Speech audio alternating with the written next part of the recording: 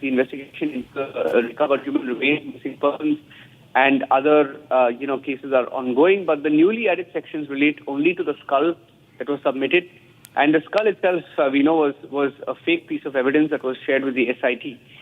They've now added perjury and fake evidence, 336 of BNS, which is forgery, creating, altering fake documents, Section 227, giving false evidence, deliberately lying, 228, fabricating false evidence, 229, punishment for false evidence, 230, false evidence in capital cases, 231, false evidence in life.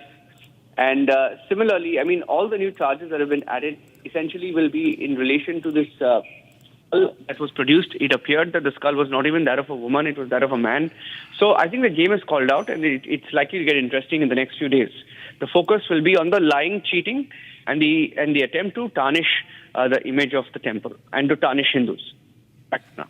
Right, and Niranjan, Republic Kannada has been getting so many details of this, of the Dharmasthala hoax case, because we have told our viewers that the police arrested a whistleblower saying that he has misled the investigation with false information. That was the biggest story that we were tracking.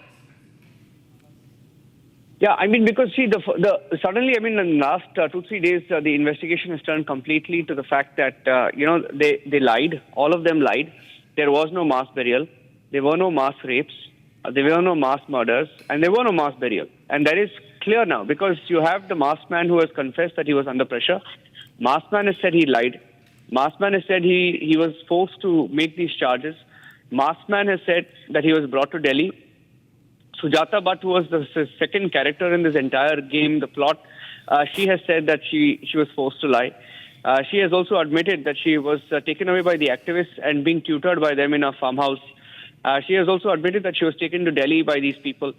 So all in all, this is a case which was concocted, and it was Republic TV that actually, and Republic Kannada, that exposed them left, right, center. We also said that the masked man, we were able to prove that the masked man was not even from Karnataka. He's actually from Tamil Nadu. And he had just come to, Karnataka to cook up the story. So it was a plot, perhaps, with the role of some in Tamil Nadu, as alleged by the BJP. They claim that a Congress MP is involved. We don't know. The Congress MP has denied these charges, but we're keeping a close track on that story. Back to you for now. All right, thank you for joining us there, Niranjan, Executive Editor, joining us there. A huge update coming in the Dharmasthala case. I really have to move ahead right now, viewers, to some of the other story we're tracking on Republic TV. Let's move ahead to the next set of breaking updates coming in. All right, India's economy could reach USD $20.7 trillion in terms of purchasing power parity, PPP, by 2030 and may emerge as the second largest economy by 2038 with $34.2 trillion GDP.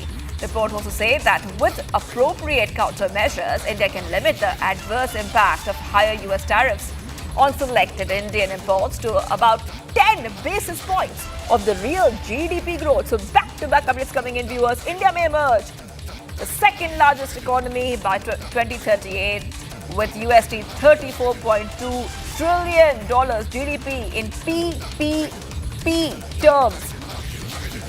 Huge update coming in right now, viewers. It is emerging as one of the most dynamic among the world's 5 largest economies with strong economic fundamentals, including high savings and investment rates.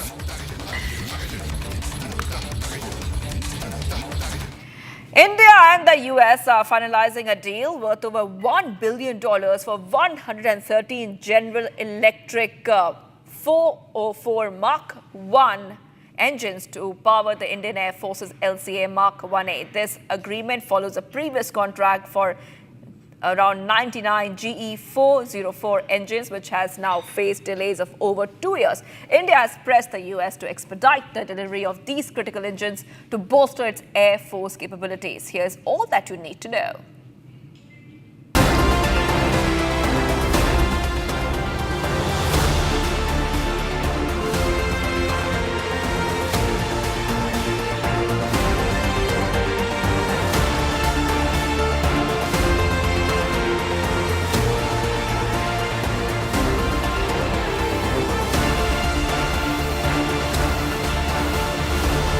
U.S. President Donald Trump's new tariff rate of 50% has kicked in. 25% tariffs were already in place. Another 25% have been imposed starting today as a result of India's purchase of Russian oil. Amid these tariffs being imposed, India is on track to sign a $1 billion contract with American aerospace giant General Electric for the supply of 113 GE-404 engines to support the expanding Tejas fighter jet program. Sources say discussions are progressing steadily, with a formal agreement expected to be inked by September.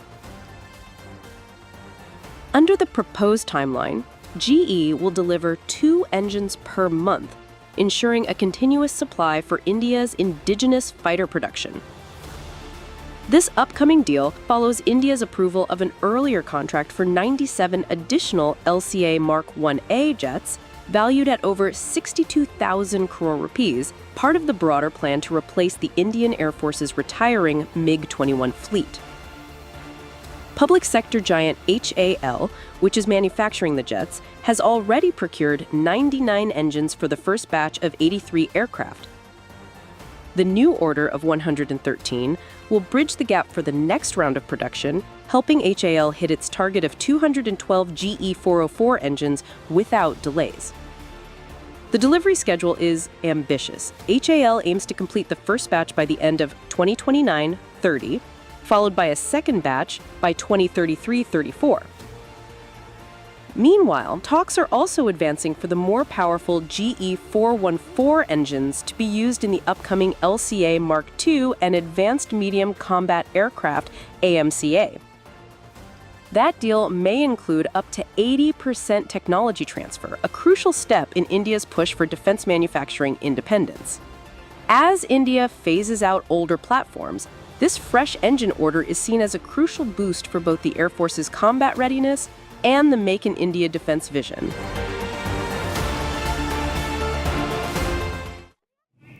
Getting some more breaking news coming in right now. The Nikki Bhati Dowry death case, investigators from Kasna police have now recorded statements from the Fortis Hospital doctors and nurses. And in fact, the police have seen CCTV footage showing relatives Devendra, Daya Bhati, mother-in-law, Satvir Bhati, father-in-law, Rohit Bhati, brother-in-law, present at that hospital. Investigation, remember, is continuing right now. The police investigation is continuing right now. And the investigators are looking at all possible angles. And this is coming in as we saw a huge twist in the case already, where now Nikki's sister-in-law has accused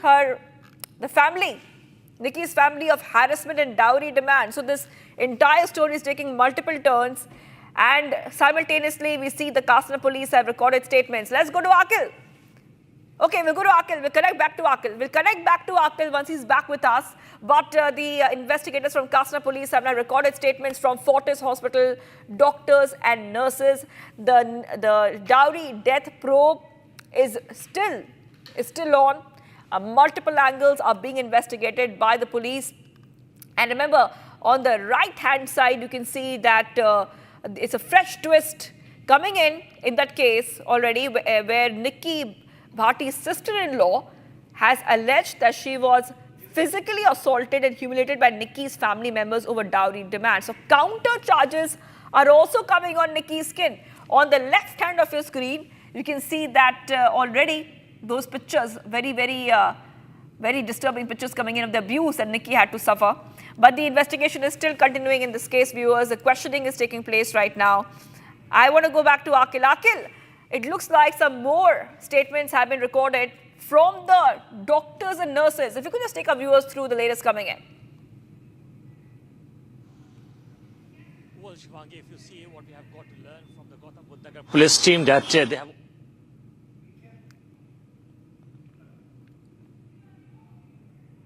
the Fortis hospital, and after that she was taken to the Safdarjung hospital. So initially the doctors who were treating Nikki at that point in time, their statements were recorded by the Gautam Buddha Nagar police team. Second important thing which has come to light, that Kanchan's statement has also been recorded by the Kasna police team. And if you see, I was spoken to the DCP a few moments back, and he has confirmed this, that as of now, his son's statement has not been recorded in connection with the case, because if you see, he has been traumatized by the entire episode. So it is very likely that very soon the Gautam Budh Nagar police team is going to record the statement of that kid as well, because it's a very crucial piece of evidence. Because if you see, initially when that incident took place, who that person was who basically told that kid to say that, to give that kind of a statement that we have seen on the video. So it's pretty clear that at that point in time, someone must have said something to that kid, and after that he has said those things. Because if you see, when that incident took place, at that point in time, the main accused in connection with the case, who is the husband of Nikki, he was standing outside. This is what the CCTV cameras footages that we have recovered has shown. We have got the time stamp on that CCTV camera, which has shown us that it was 5:42 p.m. when when Nikki's husband can be seen outside the very residence, and the commotion which took place from the very residence. At that point in time, the details that we have recovered from the FIR report is 5:47. So what basically transpired during that 5-minute period? So the Gautam Budh Nagar police team is basically corroborating both the details from the CCTV footages as well, and the statements that they have recorded from the family members, including the mother-in-law of Nikki. Apart from that, father-in-law of Nikki, yes, and his sister Kanchan. Yes, you know, hold on, Akil, hold on, because we're getting one more breaking update coming in. Kasna police have recorded Nikki's sister Kanchan's statement as well, and Nikki's son's statement is yet to be recorded as he's traumatized. I repeat, Nikki's son, remember, young boy. He has seen the crime and he's traumatized by the entire episode. The post-mortem report is out. Okay, post-mortem report is out. And I think I'll go back to Akil right now, because Akil will help us understand what exactly is happening in terms of the post-mortem report and the questioning and the statements which are being recorded. Yes, Akil, what information do we have about the post-mortem report? And we saw, we have seen how Nikki's son, it was very heart-wrenching when he narrated that he saw his mother being tortured and abused. He's traumatized, and we understand his statement will be recorded later. Yes, Akil. Well, Shivangi, if you see the entire episode, entire story basically hang on one single point, that whether this entire episode is just a story of a suicide or was it staged. So the Gautam Budh Nagar police team is trying deep diving into this very matter to understand that whether someone else committed this crime and basically put a blame on someone else.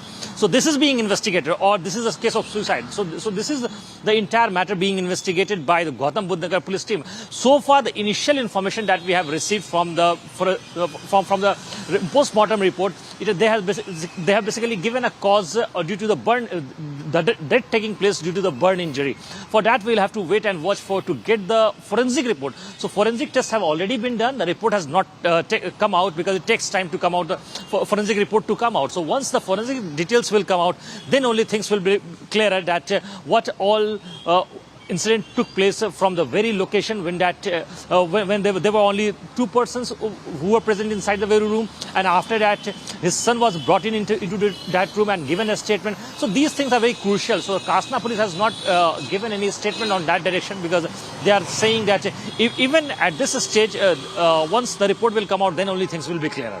All right, Akil, thank you for getting us all those details. I will be coming back to you as the investigation continues. Ready to move ahead right now, viewers. Series of flash floods and landslides, bridge collapses and whatnot, viewers. Heavy rains have wreaked havoc in the state of Jammu and Kashmir, with more than 40 dead, including kids and an army personnel who was deployed there for rescue missions. Commute and communication, both of them have been severely affected. Take a look at this report.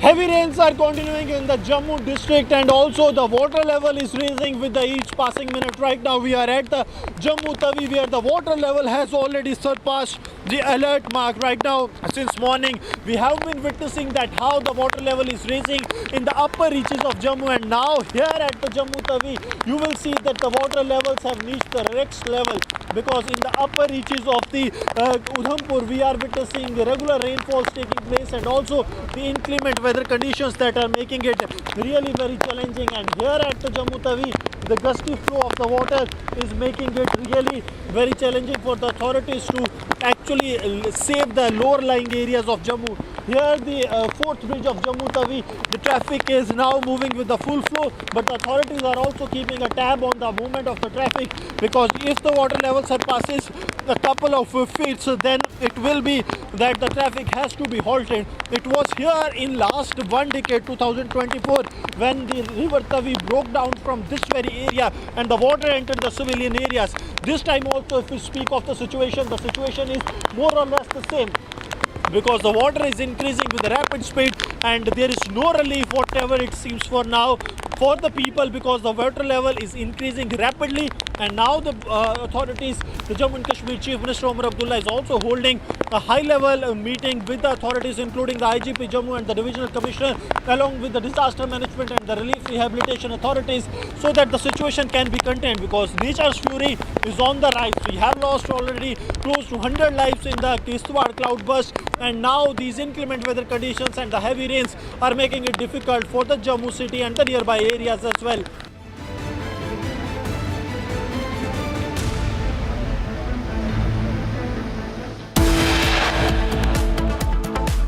And viewers, much for coming right up. We'll put a focus on other stories. White House advisor Peter Navarro labels the Ukraine conflict Modi's war, claiming that India's purchase of discounted Russian oil has fueled Moscow's aggression.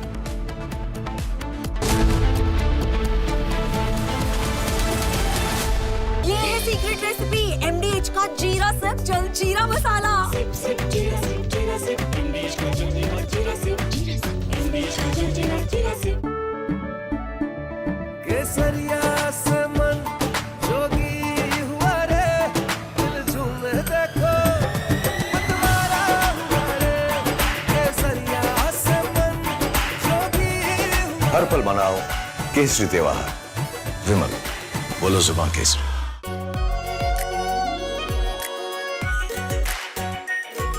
Pure Shahi Paneer Masala.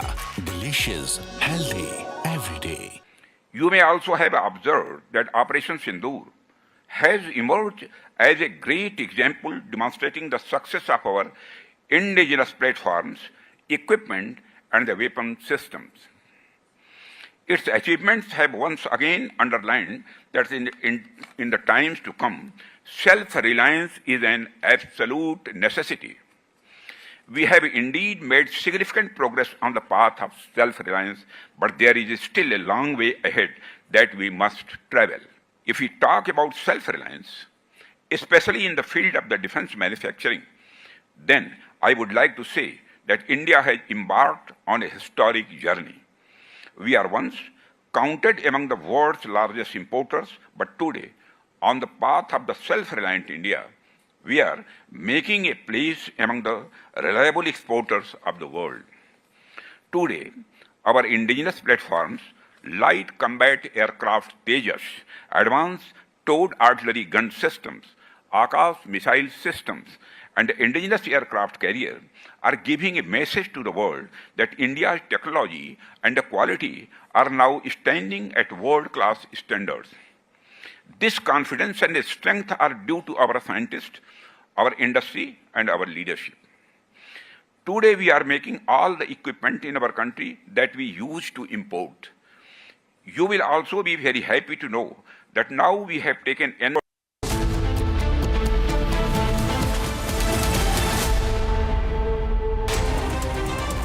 Bharat 1 Minute brought to you by Canara Bank. Together, we can. All right, District Administration has now launched a new initiative providing free NEET and JEE coaching to 11th and 12th grade students preparing for competitive exams. 10 clusters will be formed in the city to train 600 students, specifically those in classes 11th and 12th. Aim is to give students good exposure. Residents of the area in Jammu and Kashmir are processed to be moved to safer places as houses and temples are damaged in the area due to flash floods, and local authorities and NDRF is working on the rescue operation. As Chhattisgarh moves along the path to come out from the clutches of armed Naxalism, the administration in Naxal-hit Dantewada has started operations to ensure a bright future for children through an innovative campaign. The campaign has been launched to bring school dropouts children back into the path of education.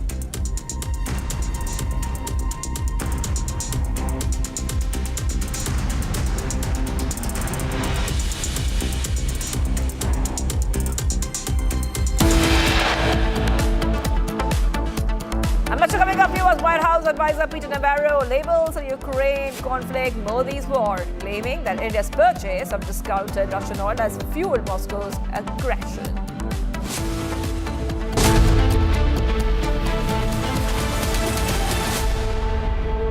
थोड़े में ज्यादा स्वाद यही तो है इसकी खास बात। वाओ मामा, क्या स्वाद है? अरे मेरे राजा। I choose a world where we dream, and the limit is the sky. And this world is my home where I'm living my best. Mindfully crafted home decor fabrics. Sansar, a D-Decor brand. Live consciously. MDH की देगी मीरज, देगी मिर्च का तड़का, अंग अंग फड़का। MDH की देगी Miraj.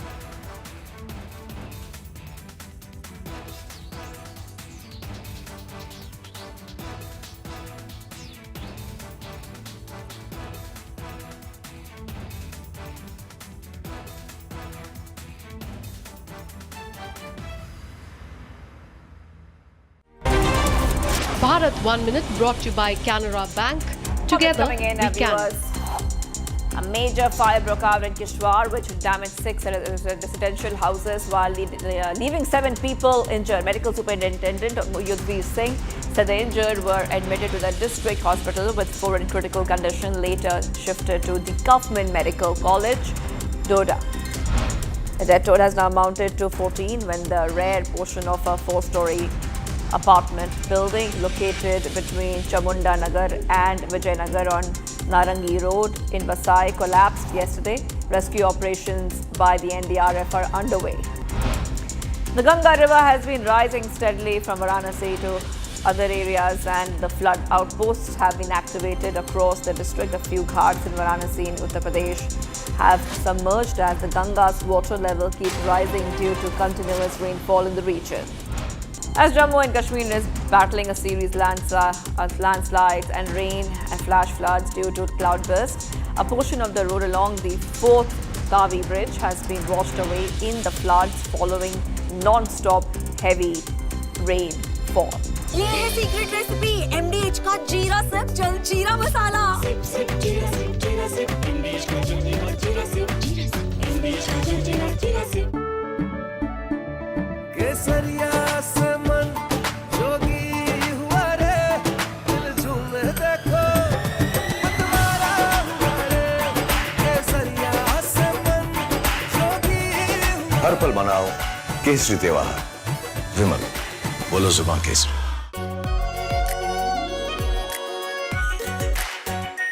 Are pure shahi paneer masala, delicious, healthy everyday. You may also have observed that Operation Sindoor has emerged as a great example demonstrating the success of our indigenous platforms, equipment, and the weapon systems. Its achievements have once again underlined that in the times to come, self-reliance is an absolute necessity. We have indeed made significant progress on the path of self-reliance, but there is still a long way ahead that we must travel. If we talk about self-reliance, especially in the field of the defense manufacturing, then I would like to say that India has embarked on a historic journey. We are once counted among the world's largest importers, but today, on the path of the self-reliant India, we are making a place among the reliable exporters of the world. Today, our indigenous platforms, light combat aircraft Tejas, advanced towed artillery gun systems, Akash missile systems, and indigenous aircraft carrier are giving a message to the world that India's technology and quality are now standing at world-class standards. From Asia's largest news headquarters, setting the agenda for Bharat.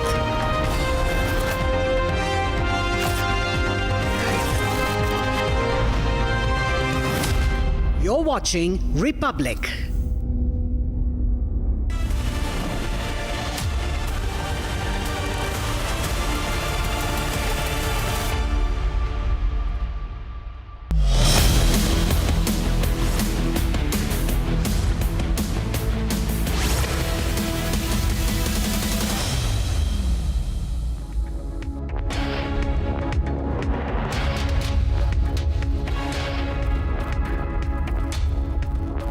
Hello and thank you for tuning into Republic TV. I'm Deepak Suresh Kumar and our focus remains on the tariff tirade because the day after the tariffs kicked in, now Trump's aide has come out with a bizarre and a very fake narrative. We'll get you all that and much more after a quick check on the headlines. White House advisor Peter Navarro labelled the Ukraine conflict as Modi's war, claiming that India's purchase of discounted Russian oil has fueled Moscow's aggression. Japan's top trade negotiator cancelled his visit to the United States in the last minute today, further delaying talks designed to finalize a $550 billion investment package offered by Tokyo. RCB has issued first ever statement on the Bengaluru stampede. RCB has said that the silence wasn't absence but that of grief. Dharmasthala case twist. Police have filed perjury, fake evidence charges against anti-temple gang conspirators now under probe. PM Modi to embark on a two-day visit to Japan today for the 15th India-Japan Annual Summit.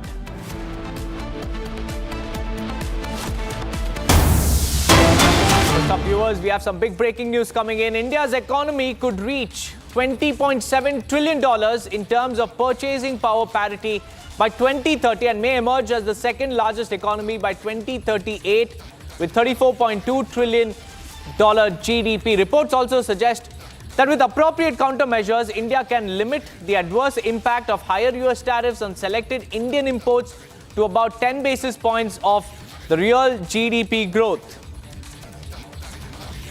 So by 2038, viewers, India may emerge as the world's second largest economy with a GDP of $34.2 trillion driven by factors like population growth, technological advancement and increased industrial activity.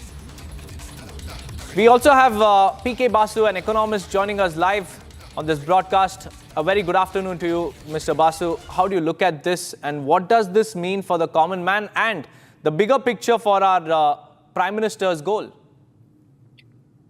Well, I think it is the trip to Japan is important because in the short term, we definitely have a problem. I mean, India's growth is going to be robust. There's no doubt that the macroeconomic fundamentals are good. I expect real GDP to grow nearly 8% this year. I would have expected more than 8% before these Trump tariffs. I think growth will be maybe slightly below 8% as a result of the tariffs. But the point is that the opportunity lost is more important. The opportunity here is that, on the 2nd of April, India was facing lower tariffs from the US than Vietnam and Bangladesh, much lower than China. As a result, India had the prospect of seeing a massive increase in exports of labor-intensive products, which generate tremendous amounts of employment. If you have very rapid growth, if you have, say, 10, 15, 20% annual growth, in labor-intensive exports, perhaps even more. That will generate a lot of employment. And as a result of that employment growth, you're going to get substantial benefits overall for the economy. And 9 or 10% GDP growth is then possible. So I think really it is more an opportunity lost that we are not signing a trade deal with the US and instead have moved into the category of the highest tariffs of any country, just equal with Brazil at a 50% tariff rate. So that's a very negative situation for India's exporters. And that, in that context, the trip to Japan takes on more significance because Japan is a place where, we could get substantial demand. Unfortunately, Japan, too, doesn't import a great deal from the rest of the world, but labor-intensive exports are something that it gets a lot from China. We can try to persuade Japan to divert some of their imports of textiles, garments, shoes, toys, etc., from China to India. And how that can happen is through Japanese companies like Uniqlo. Uniqlo is a leading global producer and retailer of labor-intensive products.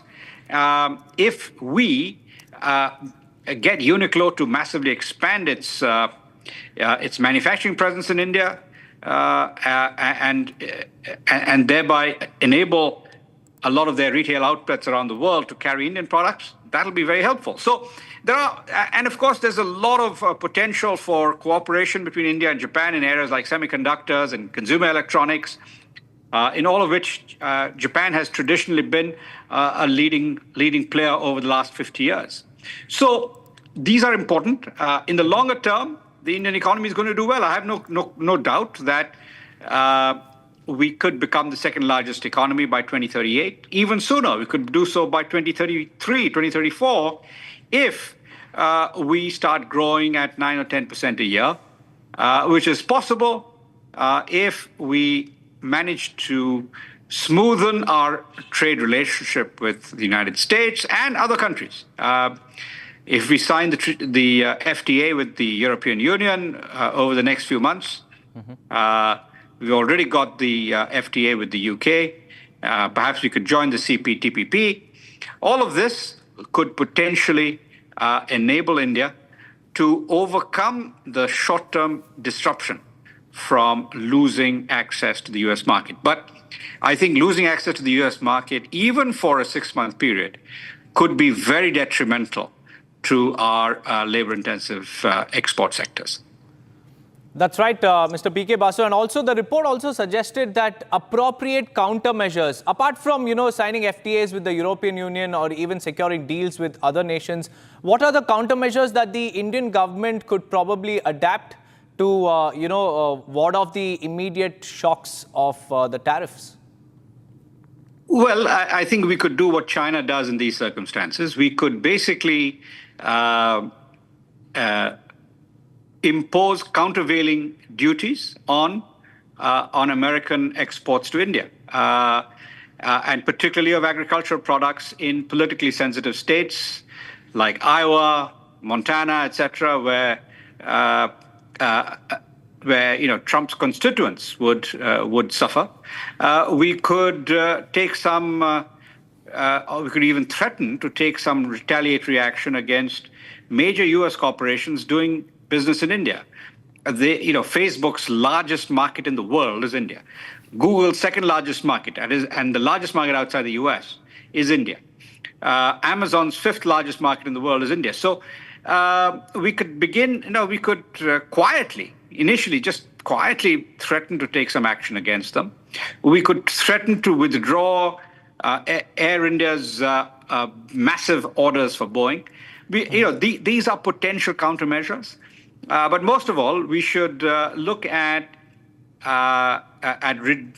some sort of countervailing duties on agriculture products, which is what could really hurt America politically. So those are measures that we could take. Ideally, I do not want to see countermeasures. Ideally, I would like to see a cooperative outcome because the US and India are friends. You'll notice that Scott Bessent, the US Treasury Secretary, re-emphasized that point yesterday. Even Trump, in his rather in a very cryptic inflammatory message, comment, he said that India and US can come together and probably iron out their differences. That's what Bessent but said. That's still a long shot, Mr. PK Basu. But immediately, the aftershocks are being felt by our exporters. But thank you for joining us with your insights, because it's time for us to move on to another breaking news that we're tracking. Japan's top trade negotiator cancelled a visit to the United States at the last minute today, further delaying talks designed to finalize a $550 billion investment package offered by Tokyo in exchange for relief on punishing tariffs imposed by Trump.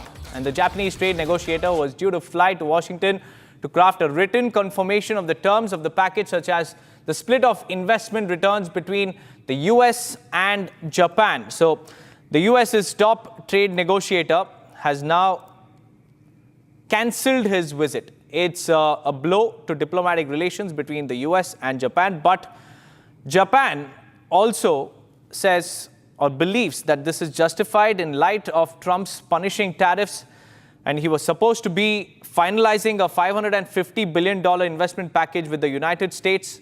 And but right now, what we understand, that he has cancelled his trip at the last minute, and this is a move that doesn't just delay talks, it also means a lot to the world's reaction to Donald Trump. In fact, let's now move on, viewers. White House advisor Peter Navarro labeled the Ukraine conflict as Modi's war, claiming that India's purchase of discounted Russian oil has fueled Moscow's aggression and burdened American taxpayers, while also saying that India could get a 25% reduction in US tariffs if it stops buying Russian oil. In an interview, White House advisor Peter Navarro referred to the conflict influenced by India, saying the path to peace runs in part through New Delhi. This is the statement that has come in from Mr. Navarro. He has peddled this fake narrative, saying that it is Modi's war. It is India's purchase of Russian oil at discounted price that's fueling Russia's war machine. But what is the United States doing? United States is also dealing with Russia on critical minerals. In fact, this is a moment where the United States must also look at itself, look at its own trade relations, and then probably peddle these fake narratives. But it seems like the Trump administration has, on the other hand, proposed new rules to restrict the duration of visas for international students, cultural exchange visitors, and foreign journalists, a move officials say is designed to tighten oversight and reduce misuse. The proposed rule, announced Wednesday, would replace the current duration of the status system in place since 1978 with fixed visa terms. This is the Trump administration proposing new rules to restrict the duration of visas for international students, and not just the students, but also cultural exchange visitors and even foreign journalists. And many say that this move is designed to tighten the oversight and reduce misuse. Moving on, viewers, BJP has claimed that abusive language was used against PM Modi's late mother during Rahul Gandhi and Tejaswi Yadav's political journey. And the party called the incident unprecedented vulgarity and insult, saying even repeated apologies cannot erase the humiliation faced by the people of Bihar. BJP also accused the leaders of encouraging such behavior from their platforms. We have RP Singh also joining us on the phone line. A very good afternoon to you, Mr. Singh. Rahul Gandhi, his party and his partners constantly spew venom, and this time they targeted the Prime Minister's late mother during the rally, and Tejaswi Yadav has also made some disparaging remarks. How do you look at this, sir? Well, all this is happening from the land of Mata Sita. Mother Sita land, and they are using abusive language against the mother of the Prime Minister. And this shows the new low in the DNA of the Congress and RJD, especially the Congress, where probably in Italy they don't respect their mothers. It seems like that. Here, we all respect mothers, immaterial of whatever color, political, or whatever shade of life any individual come from. But that's how Congress is. They used to abuse Prime Minister Modi. They are in the habit of abusing Prime Minister Modi. I've been told more than 99 times they have abused Prime Minister Modi. But now they have gone to this new law. I mean, there's a new law in Indian politics where parents, specifically mother, is being abused from the stage of Mr. Rahul Gandhi and Mr. Chetri Yadav, the political stage. This is shocking and this is absurd. That's right, Mr. Singh. Thank you for joining us with your opinions. That was the BJP condemning such remarks hurled by Indie bloc leaders. Moving on, viewers, there's tension at Andhra's Kadiri Government Hospital as TDP leaders have attacked doctors and staff. Medical team boycotts duties, demanding strict action. Authorities have urged to ensure safety in hospitals and also stop political violence. This is the big breaking news that we're tracking. TDP leaders have attacked doctors and the hospital staff.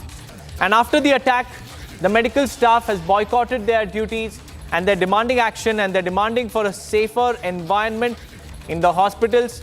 And also they have urged political parties and political leaders to stop political violence, especially at hospitals. And this was reported after tension was witnessed at Andhra Pradesh's Kadiri Government Hospital. And the reason for the attack and the details are yet to be accessed. But right now, we have the CCTV pictures of TDP leaders attacking hospital staff. There you can see. These are the pictures from that government hospital that we are talking about in Andhra Pradesh, where TDP leaders were seen attacking medical staff. There you can see a complete physical assault by TDP workers. At least 5 to 6 of them can be seen in this particular CCTV video. And now doctors have gone on a strike. They've boycotted their duties and they've demanded action against all those involved in this attack.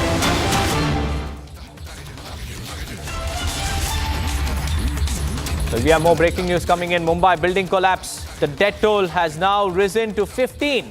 The NDRF search operation is still going on. The rear portion of the 4-story Ramabai apartment located on Narangi Road in Virar crashed onto a chawl in the vicinity at around 12:05 a.m. And since the building is located in a very, very narrow lane, it was difficult to reach the spot with the required machinery and also the ambulance for rescue operation.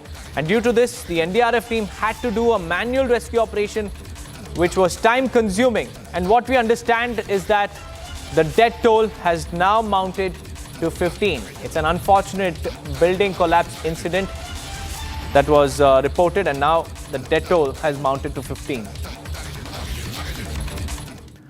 Moving on, in a series of flash floods, landslides, bridge collapses and whatnot, heavy rains have wreaked havoc in the state of Jammu and Kashmir, with more than 40 dead, including kids and an army personnel who was deployed there for rescue missions. Commute to communication, everything has been severely affected. Here's the report.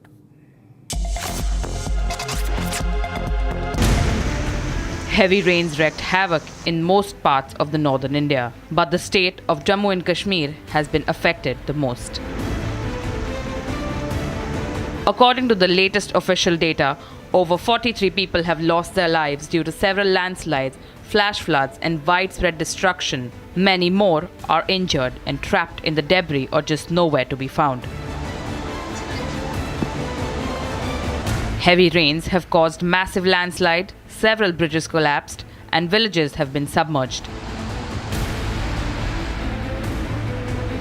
The devastating landslide near Vaishno Devi temple has alone taken more than 37 lives.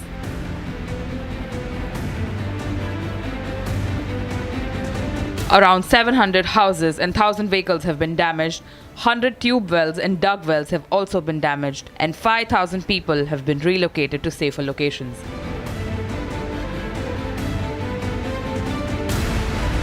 Chief Minister of Jammu and Kashmir Omar Abdullah visited flood-affected areas of Jammu and Kashmir and has announced a 6 lakh ex gratia for the kin of those who have lost their lives in the monsoon mayhem.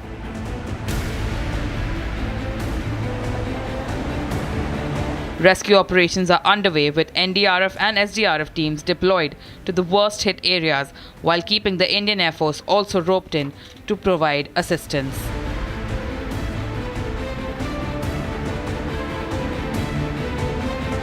The authorities are monitoring the situation closely, working to restore the power, water supply and mobile services in the valley.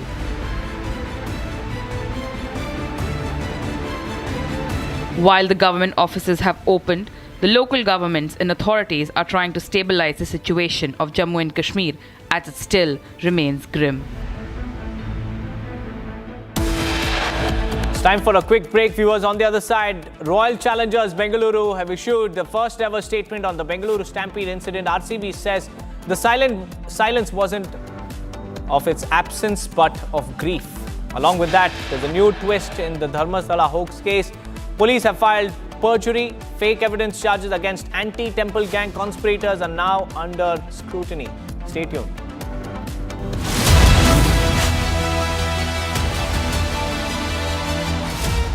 थोड़े में ज्यादा स्वाद ये तो है इसकी खास बात। वाओ मामा, क्या स्वाद है? अरे मेरी राजा। In the India Today Best Universities Survey, India's #1 ranked universities in various streams are JNU Delhi, Amity University, AIMS Delhi, IIT Delhi, and National Law School Bengaluru.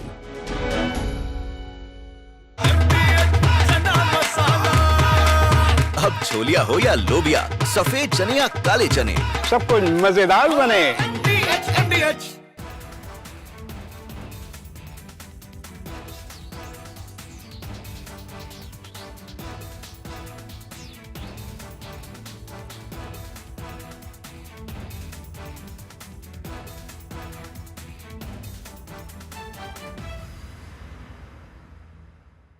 You may also have observed that Operation Sindoor has emerged as a great example demonstrating the success of our indigenous platforms, equipment, and the weapon systems.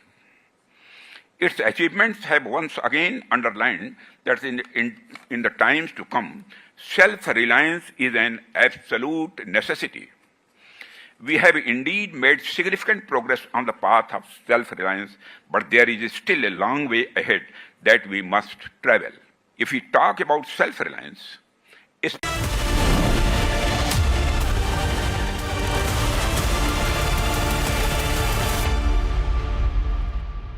Welcome back, viewers. Haryana Chief Minister Naib Singh Saini visits and offers prayers at Gurudwara Sri Nara Sahib in Panchkula and promised the Sikh community that the victims of the 1984 riots, those families whose businesses were ruined, one member of such families will be given a job. Listen in.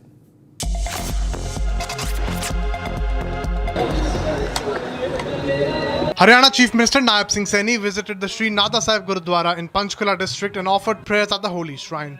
CM Saini also promised jobs to the families of 1984 anti-Sikh riot victims and said those families whose businesses were ruined in 1984, one member of such families will be given a job.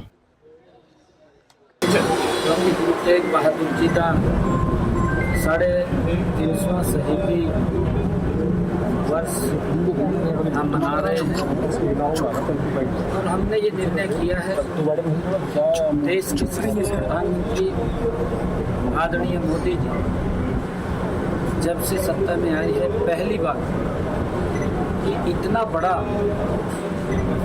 जो एक targeted तरीके से नरसंहार हुआ था और उसकी फाइलें भी दबा दी गई थी, फाइल भी दब गई थी।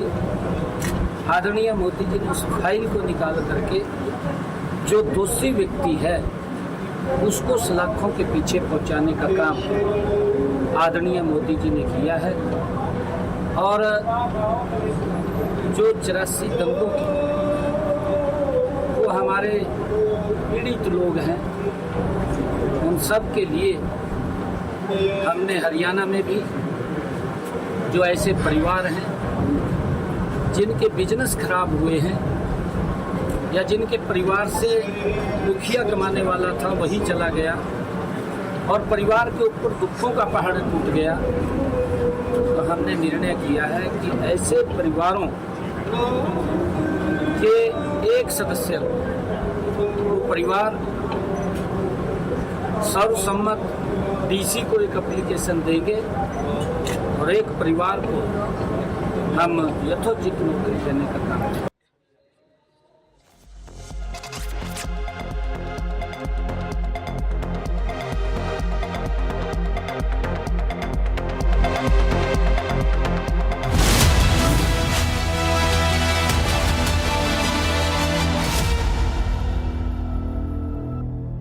थोड़े में ज्यादा स्वाद यही तो है इसकी खास बात। वाओ मामा क्या स्वाद है। अरे मेरे राजा मसाला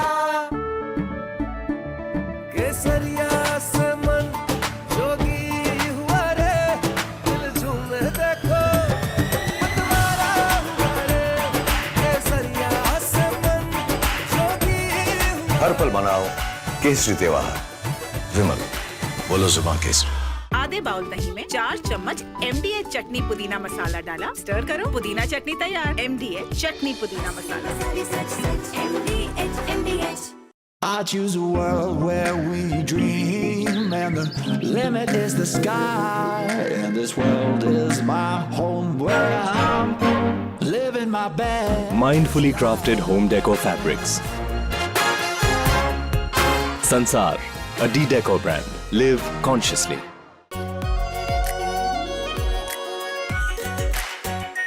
Our pure Shahi Paneer Masala. Delicious, healthy, every day.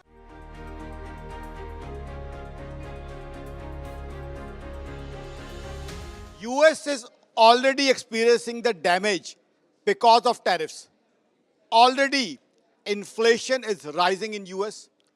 Already job losses are rising in US.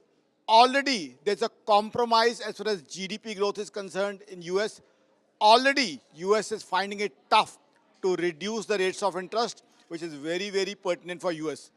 Already protests are happening in US against these tariffs. So already US is feeling the heat. They have realized that these tariffs are not maintainable and sustainable.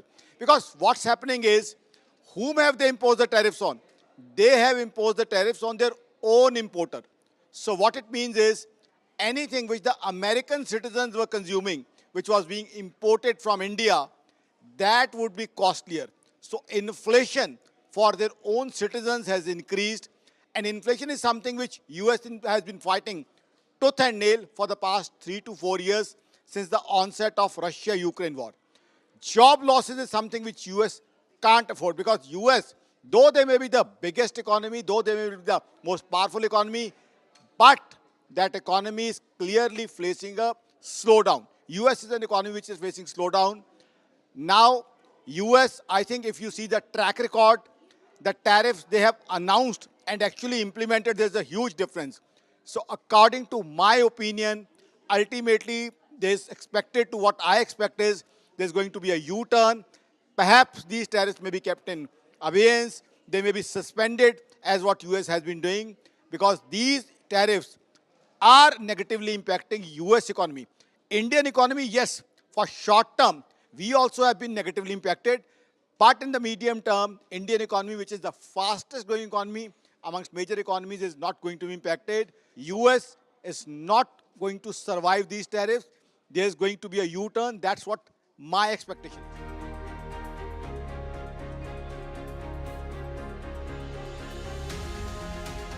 It's clearly an opportunity for us to diversify our exports. As far as tackling this is concerned, India has already started preparing. In fact, earlier also, 1 month, 45 days also, earlier also, we have started preparing for it in anticipation. India is having tie-ups with many countries. We just had a tie-up with UK. We had just had a tie-up with 4 European nations. Plus, our business with China, Russia and Japan is going to increase. Russia, India, China, this cooperation is definitely going to be now much, much stronger. Plus, China shares a huge border with us, so logistics-wise, doing business with China suits us. Of course, there have been border issues and some other issues where we are not happy with China, but still, logistics wise, it suits us doing business with China. So number one, we have already diversified our exports. Number two, the Russia, India, China tie-up is going to, informal tie-up, I would say, definitely going to boost India's trade. Thirdly, what we have done is, since our domestic demand is very strong, we are in the process of reducing our GST slabs from 4 to 2. What would happen is, since India is a price-sensitive economy, the moment prices fall here, purchasers, customers would throng in to buy. So consumption, the domestic demand, which is our strength, is going to increase. That's how our GDP is going to increase. That's how our employment opportunities are going to increase. Our income tax numbers are going to increase. We may be reducing the rate of GST.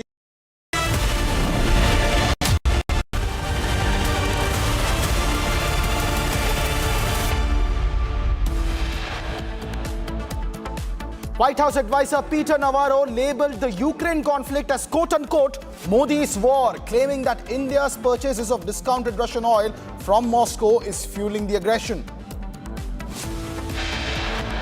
Japan's top trade negotiator cancels his visit to the United States at the last minute today. Further delay in talks designed to finalize a $550 billion investment package from Tokyo to the United States. Royal Challengers Bangalore has issued fresh statement on the Bengaluru Stampede incident. The RCB has said that the silence wasn't absence but grief. Dharmasthala case twist. Police file perjury, fake evidence charges against anti-temple gang conspirators now under the probe lens. Prime Minister Narendra Modi to embark on a 2-day visit to Japan for the 15th India-Japan Annual Summit.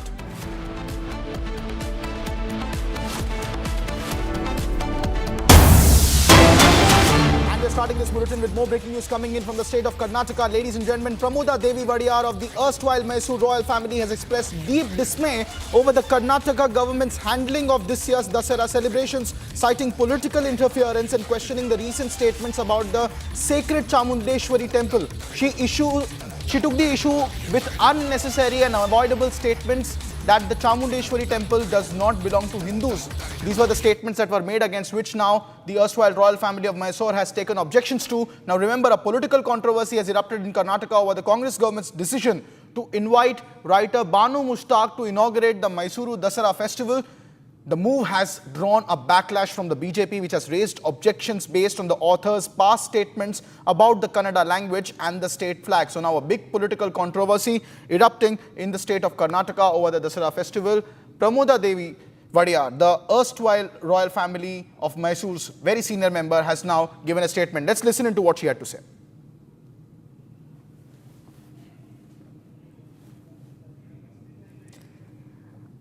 Meanwhile, ladies and gentlemen, I have Smita joining us live from the Bengaluru newsroom on this story with more details. Smita, what's the latest now? A big war of words emerging. The royal family has also broken silence on the very important and very famous, the Dasara festival of Mysore. The entire controversy broke when the state government announced that Booker Prize winner Banu Mushtaq will be inaugurating the cultural event of Dasara, which is celebrated on the occasion of Navaratri, which is a Hindu festival. The oppose is not because she belongs to other religion, but because of her stand, especially for her one of her previous statement stating that she can't accept the Hindu mode of looking into the entire language of Kannada and Hindu mode of viewing the Kannadambe, the Kannada language as their Hindu's mother. And now the BJP, the opposition party, is opposing that a lady who can't follow or even accept the Hindu religious procedure, how can she be the chief guest of Dasara, which is an Hindu religious festival? While reacting to this, DCM DK Shivakumar has said that Chamundi Betta, where this Dasara will be inaugurated, is not a Hindu property. It belongs to everybody. Every religion should join their hand together in the celebration of Dasara, which is also called as Nada Habba. That means a state festival. Now, reacting to this, Mysore, Rajmata, Pramoda Devi Vadiyar has told that whatever DCM DK Shivakumar has stated is very shocking statement, and if the Chamundi Betta or the Chamundi Hill does not belong to Hindu and the temple does not belong to any one particular religion, then why did a Hindu temple was taken over by the government? There is a double standard in the government's decision, and their statement is what Rajmata is quoting. And now again this will escalate the controversy and more political reactions might come out regarding the same issue. Smita, stay with us, because in fact we are getting in a response from Karnataka's Deputy Chief Minister DK Shivakumar, who has also weighed in with a statement on this controversy, where he is saying that the statement that was made is hard truth that is difficult for some people to digest. Listen into what Karnataka's Deputy Chief Minister DK Shivakumar had to say. ನೋಡಿ, ನಾನು ಕೆಲವು ಸತ್ಯಗಳು ಹೇಳಿದ್ರೆ ಕೆಲವರಿಗೆ ಸಹಿಸಲ್ಲ. ಪ್ರಮೋದ ದೇವರಿಗೂ ಇರ್ಬೋದು, ಯದುವೀರ್ ಇರ್ಬೋದು, ಅಸೆಂಬ್ಲಿಲಿ ಇರ್ಬೋದು, ಏನು ಹೇಳಿದ್ರು ಕೂಡ ಅದಕ್ಕೆ ಬರೀ ತಪ್ಪು ಕಂಡುಹಿಡಿಯೋದೇ ಒಂದು ದೊಡ್ಡ ಕೆಲಸ. ರಾಜಕೀಯದವ್ರು ಇರ್ಬೋದು, ಮಾಧ್ಯಮದಲ್ಲಿರ್ಬೋದು, ಎಲ್ಲರೂ ಇರ್ಬೋದು, ಏನೋ ನಡೀತಾ ಇದೆ. ಸೊ ಅದಕ್ಕೆ ನಾನು ಬೆಟರ್ ನಾಟ್ ಸ್ಪೀಕ್. ಬೇರೆ ಲೀಡರ್ಸ್ ಇದ್ದಾರೆ, ಬೇರೆ ಇವ್ರನ್ನ ಸ್ಪೋಕ್ಸ್ ಪರ್ಸನ್ಸ್ ಇದ್ದಾರೆ, ಅವ್ರ ಹತ್ರ ಮಾತಾಡ್ತಾರೆ. Meanwhile, ladies and gentlemen, more breaking news updates are coming in from the state of Karnataka. In a dramatic twist in the Dharmasthala hoax case, police have now filed charges of perjury and fabrication of evidence against individuals involved in the conspiracy to defame the temple town of Dharmasthala. The so-called anti-temple gang now faces legal action for misleading the investigation with false claims and forged materials. Authorities are now citing deliberate attempts to malign the temple's reputation in Dharmasthala and have shifted the focus to those who accused the temple of various atrocities and the quote-unquote mass burial hoax that was propagated through their conspiracy, and it was orchestrated in a manner that created national and even international headlines that almost defamed the Dharmasthala. But Republic Kannada has been leading the investigation on this, and my colleague Smita continues to remain live with us on this story as well. Smita, what is the new focus emerging now behind the conspirators that orchestrated the Dharmasthala hoax? Well, if we speak about the legal terms or the legal turn that this case has taken, initially this case was looked as a mass burial case, the allegation of mass burial case, but now the case has been turned into a case of conspiracy. Yesterday, fresh FIR was filed by SIT against this masked man, that is Chinnaya, under section which, calls out for providing false information and wasting the time of investigative agency, and also spreading lie in front of the judge were the cases, charges filed against this masked man. Not only masked man Chinnaya, but all those who are behind him, namely Timrodi, his house and his brother house are completely under radar of SIT team. They continued 2-3 days continuous raids on their houses, and now, separate cases, individual cases are also filed against Girish Mattananavar, who also, is, said to be one of the member of this anti-Dharmasthala gang. And also we observed that this AI YouTube video creator Samir was also investigated for 2 continuous days regarding the sources of his income and whether he had some political backing and political ideological pressure while creating all these anti-Dharmasthala videos. So complete gang who stood against Dharmasthala and claimed there has been a mass rape and mass burial in Dharmasthala are now under the scrutiny of SIT and also the local Beltangadi police investigation. They are being investigated thoroughly, interrogated thoroughly to check whether are these only people who are behind this gang, or is there any larger conspiracy? Is there any international funding which is playing in this anti-Dharmasthala campaign? Is what now is what the investigation has taken the turn. And also, we are witnessing, multiple dramatic scenes in front of SIT office in Beltangadi. Kusmavati, mother of Saujanya, came to file a fresh complaint against the masked man Chinnaya, who claimed that he witnessed Saujanya's rape and murder, but she didn't even get down from the car. She went back without filing a complaint, and we are also, trying to get more information. Why did she take a U-turn? And even Sujata Bhatt, who was interrogated for 2 consecutive days regarding Ananya Bhatt missing case, now she has, the sources are telling that she has accepted in front of SIT officer that entire Ananya Bhatt story was a false narrative, a story built by her against Dharmasthala. So multiple, dramatic scenes, dramatic developments in this anti-Dharmasthala camp, what we are witnessing right now. Yes, thank you very much, Smita. Ladies and gentlemen, perjury charges, that is lying under oath, officially imposed by the SIT in the Dharmasthala hoax. We'll be closely tracking developments in that story. Meanwhile, shifting our focus to the state of Bihar, where the political temperature is on the rise once again. Rahul Gandhi and Tejasvi Yadav's Vote Adhikar Yatra has reached Sitamarhi district of Bihar, and RJD MP Manoj Jha has lauded the response of the Mahagathbandhan's Yatra, where he is saying that the reaction of this Yatra has been seen by the entire country. What's the truth? Here's a report. As Rahul Gandhi and Tejasvi Yadav's Voter Adhikar Yatra has now reached Sitamarhi district, RJD leader and party's Rajya Sabha MP Manoj Jha lauded the response to the Mahagathbandhan's Yatra and said the reaction is being seen by the entire country and the whole world, and every single citizen has changed the atmosphere.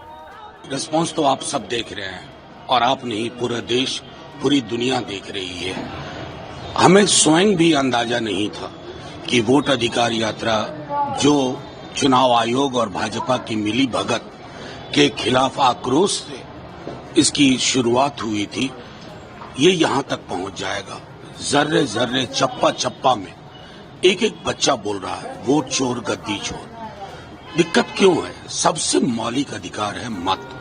आपका मत सुरक्षित नहीं है तो आप सुरक्षित नहीं है. आपका वर्तमान सुरक्षित नहीं है, आपका भविष्य सुरक्षित नहीं है, तो फिर लोकतंत्र का मूल ही खत्म हो जाता है ना. Meanwhile, ladies and gentlemen, more breaking news coming in from the state of Rajasthan. A case of kidnapping and alleged rape of a Pakistan-displaced minor girl has come to light from the bordering districts of Jaisalmer. After this, there is a demand to immediately arrest the criminals and take strict action against them. Regarding this, along with workers of Vishwa Hindu Parishad, people of Pakistan displaced Bhil community have sat on a dharna in front of Jaisalmer district collector's office, and allegations are being made on the working style of the police while the arrest of the accused is being demanded. But even after 20 days since the case was initially notified, no action has been taken against the accused. That's the big charge. And the VHP is staging a massive protest there in Jaisalmer. Those are live visuals coming in from Rajasthan's Jaisalmer district, from the bordering district, where a displaced girl from Pakistan, was a minor girl in fact, was allegedly raped and kidnapped.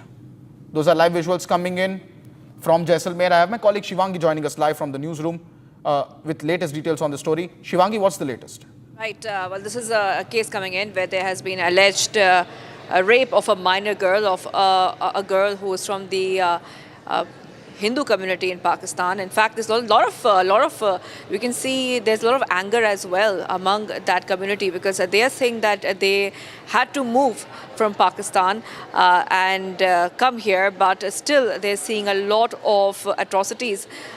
In fact, in this case, it has been 20 days, Kruthat, and still no arrest has been made. So there has been a lot of protest. Those pictures coming in right now. The VHP is also holding a dharna. No arrest have been made. Protesters allege the police are also not taking action. And displaced families, including the activists and the members of the VHP, are sitting on a dharna. As you can see, those pictures coming in outside the district collector's office. They demand immediate arrest and strict punishment for the accused.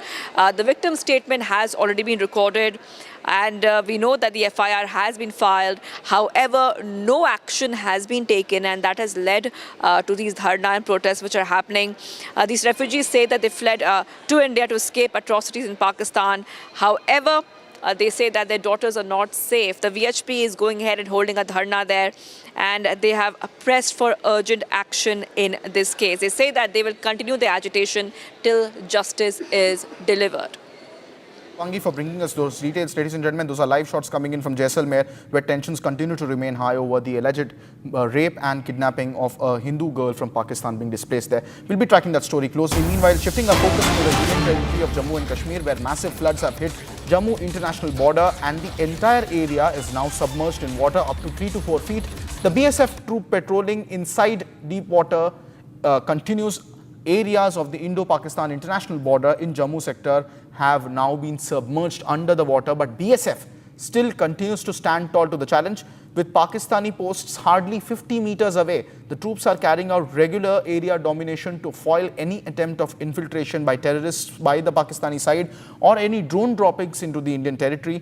So far, at least 43 people have lost their life across the district of Jammu, in which flash floods have been triggered at various places. Our senior colleague Zeenat joins us live on the broadcast with more details on the story. Zeenat, what's the present situation in Jammu at the international border as well, where there is massive flooding?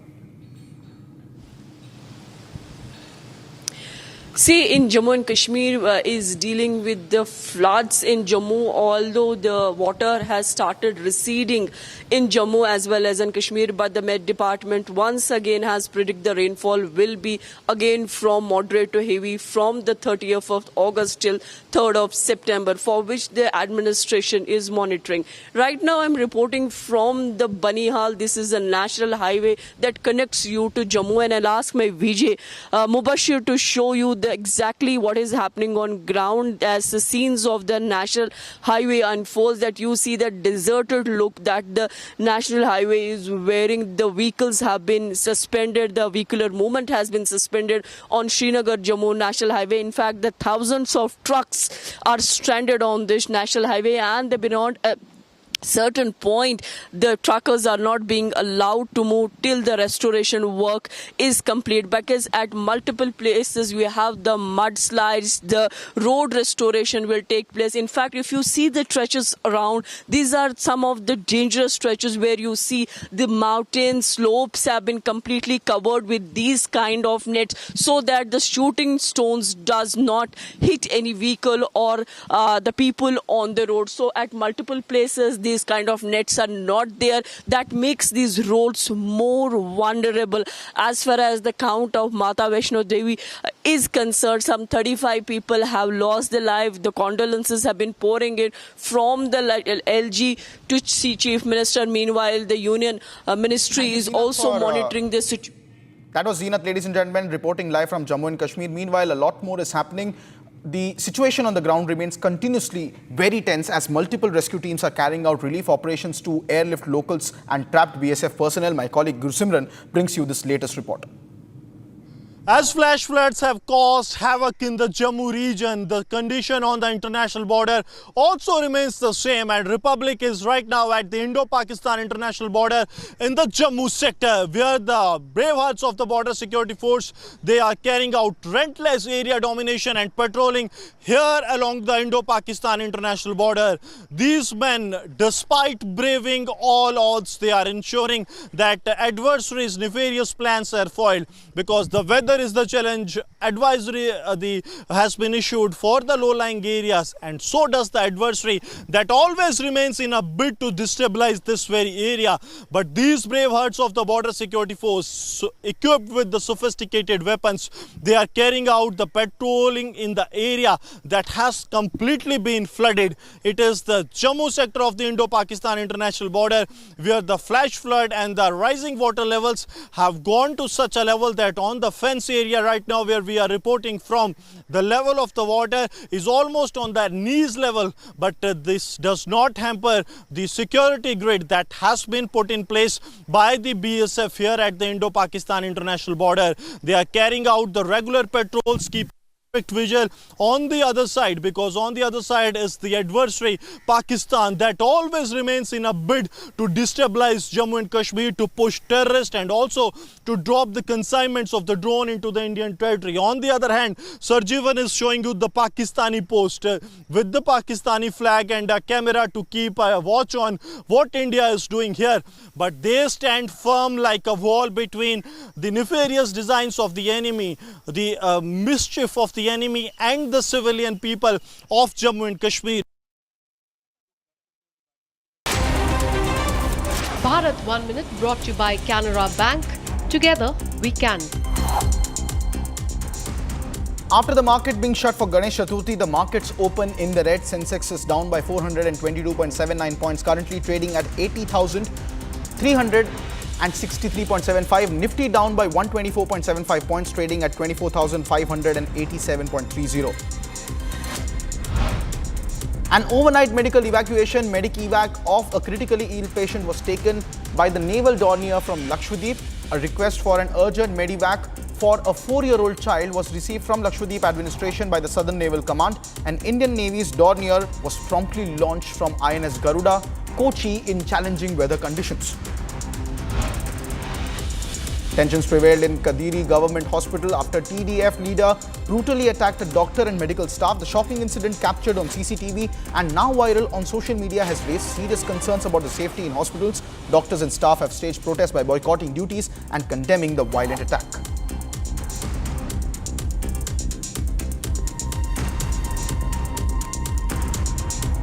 Bringing you some news from the world, India and the United States are finalizing a deal worth over $1 billion for 130 General Electric 404 Mark 1 engines to power Indian Air Force's light combat aircraft Tejas Mark 1A.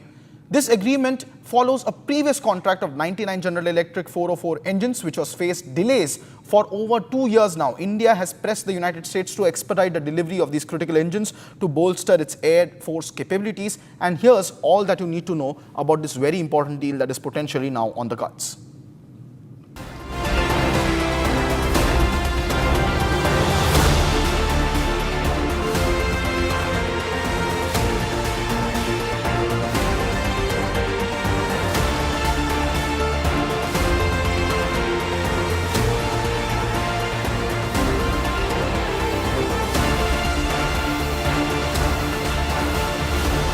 U.S. President Donald Trump's new tariff rate of 50% has kicked in. 25% tariffs were already in place.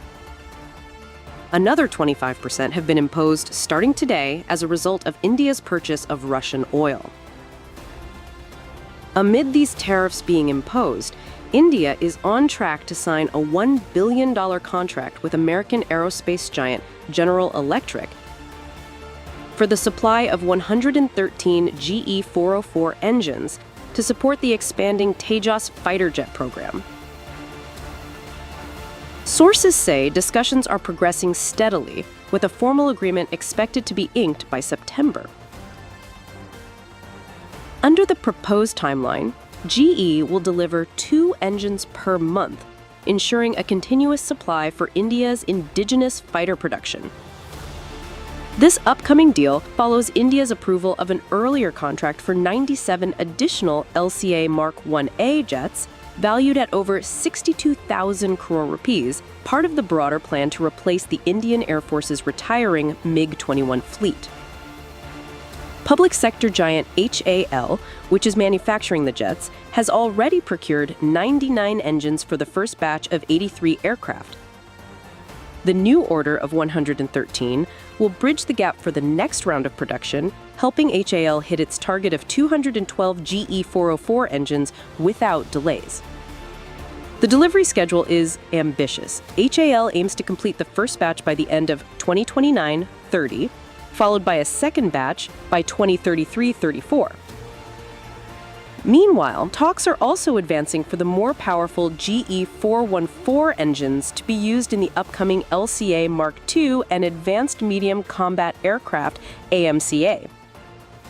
That deal may include up to 80% technology transfer, a crucial step in India's push for defense manufacturing independence. As India phases out older platforms, This fresh engine order is seen as a crucial boost for both the Air Force's combat readiness and the Make in India defense vision.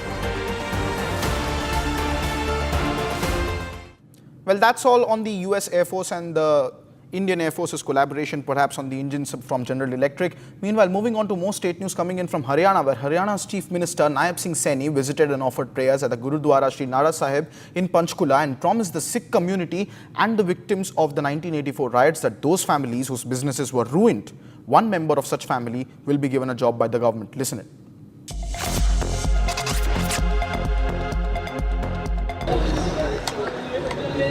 Haryana Chief Minister Naib Singh Saini visited the Sri Nara Sahib Gurudwara in Panchkula district and offered prayers at the holy shrine.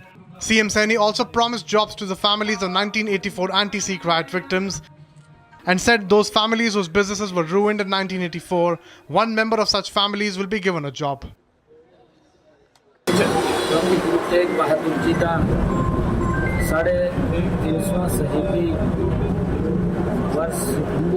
हम मना रहे हैं और हमने ये निर्णय किया है देश के प्रधानमंत्री आदरणीय मोदी जी जब से सत्ता में आए हैं पहली बार कि इतना बड़ा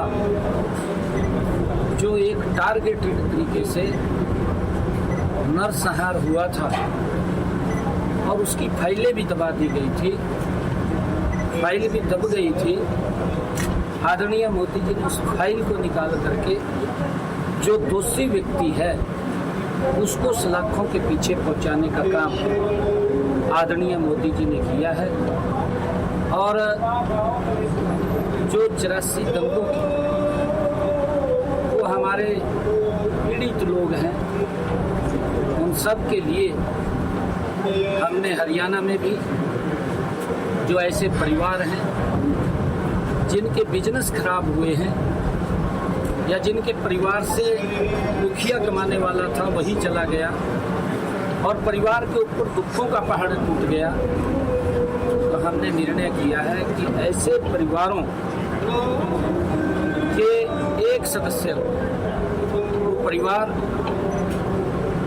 सर्वसम्मत डीसी को एक एप्लीकेशन देंगे और एक परिवार को हम यथोचित नौकरी देने का काम।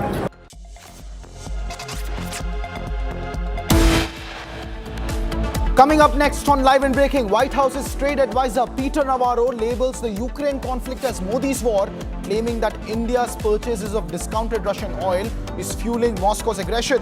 More details coming up next on India's resolute reply to US's unilateral trade tariffs, only on Republic TV. Do not go anywhere. We'll be right back after a very short break.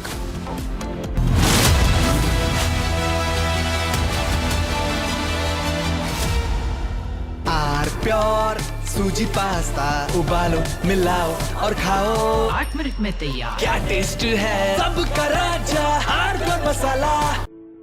In the India Today Best Universities Survey, India's #1 ranked universities in various streams are JNU Delhi, Amity University, AIMS Delhi, IIT Delhi, and National Law School Bengaluru.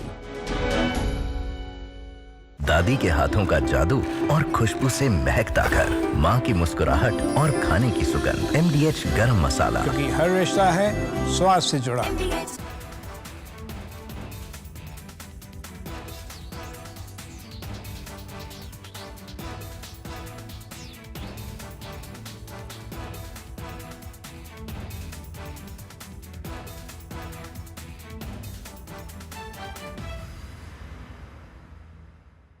You may also have observed that Operation Sindoor has emerged as a great example demonstrating the success of our indigenous platform. Bharat 1 Minute brought to you by Canara Bank. Together Coming in, we can. viewers. A major fire broke out in Kashmir, which damaged 6 residential houses while leaving 7 people injured. Medical Superintendent Yudhvir Singh said the injured were admitted to the district hospital with 4 in critical condition, later shifted to the Government Medical College, Doda. The death toll has now mounted to 14 when the rear portion of a 4-story apartment building located between Chamunda Nagar and Vijayanagar on Narangi Road in Vasai collapsed yesterday. Rescue operations by the NDRF are underway. The Ganga River has been rising steadily from Varanasi to other areas, and the flood outposts have been activated across the district. A few ghats in Varanasi in Uttar Pradesh have submerged as the Ganga's water level keeps rising due to continuous rainfall in the region. As Jammu and Kashmir is battling a series of landslides and rain and flash floods due to cloudburst, a portion of the road along the 4th Dowry bridge has been washed away in the floods following non-stop heavy rainfall. MDH की हल्दी मिर्ची धनिया करे कमाल, ये रंग दे, ये खुशबू दे, ये तीखा, ये कम पड़े, क्या निराला MDH मसाला। केसरिया से मन जोगी हुआ रे, दिल झूमे देखो, मतवारा हुआ रे, केसरिया से मन जोगी हुआ। हर पल मनाओ केसरी त्योहार। विमल, बोलो जुबान Kesari.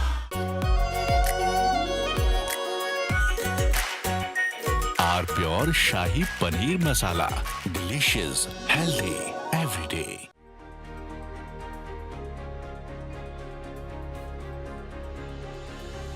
US is already experiencing the damage because of tariffs. Already inflation is rising in US. Already job losses are rising in US. Already there's a compromise as far as GDP growth is concerned in US. Already, US is finding it tough to reduce the rates of interest, which is very, very pertinent for US. Already protests are happening in US against these tariffs. So already US is feeling the heat. They have realized that these tariffs are not maintainable and sustainable. Because what's happening is, whom have they imposed the tariffs on? They have imposed the tariffs on their own importer. So what it means is, anything which the American citizens were consuming, which was being imported from India, that would be costlier. So inflation for their own citizens has increased, and inflation is something which US has been fighting tooth and nail for the past 3 to 4 years since the onset of Russia-Ukraine war. Job losses is something which US can't afford, because US, though they may be the biggest economy, though they may be the most powerful economy, but that economy is clearly facing a slowdown. US is an economy which is facing slowdown. Now, US, I think if you see the track record, the tariffs they have announced and actually implemented, there's a huge difference. So according to my opinion, ultimately... From Asia's largest news headquarters, setting the agenda for Bharat.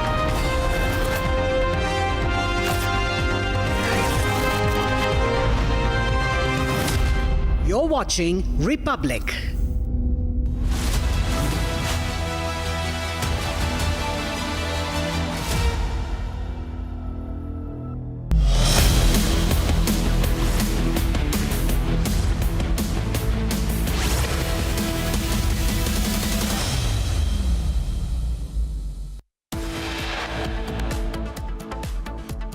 Japan's trade negotiator cancels US visit over tariff deal snag.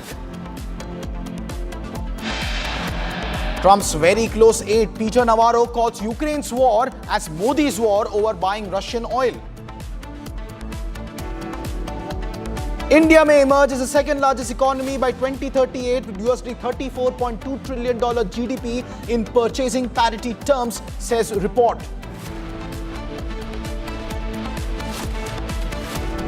Dharmasthala case twist, police files perjury, fake evidence charges against anti-temple gang conspirators now under the probe lens.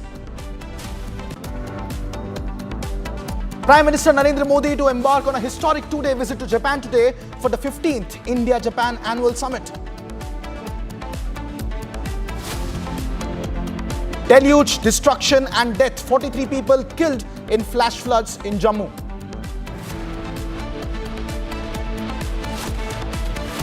Rahul Gandhi ने तो स्वयं जिस प्रकार की भाषा प्रधानमंत्री के लिए इस्तेमाल की है, जो उनसे उम्र में भी, पद में भी, कद में भी बड़े हैं, ये दिखाता है कि ये राहुल गांधी की नीति है।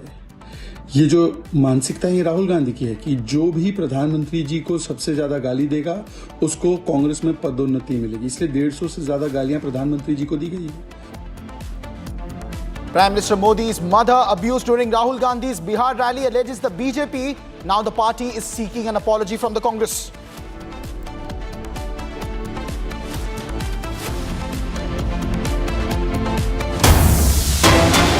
Meanwhile, ladies and gentlemen, more breaking news coming in. Israeli Prime Minister Benjamin Netanyahu and Ambassador Reuven Azar have expressed optimism about India-Israel relations despite the recent 50% US tariff on India.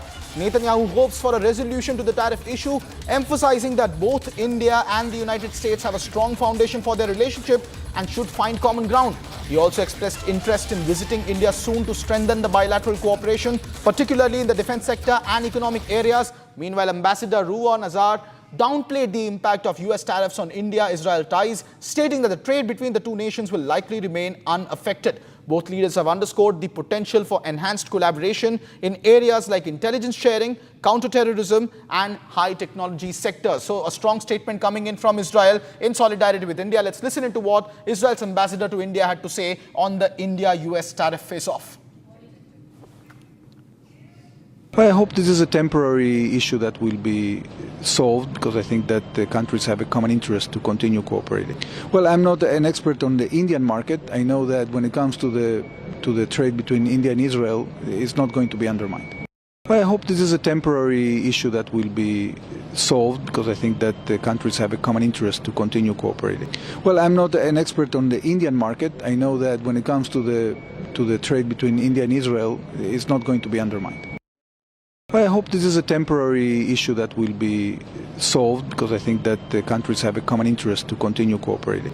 Well, I'm not an expert on the Indian market. I know that when it comes to the trade between India and Israel, it's not going to be undermined.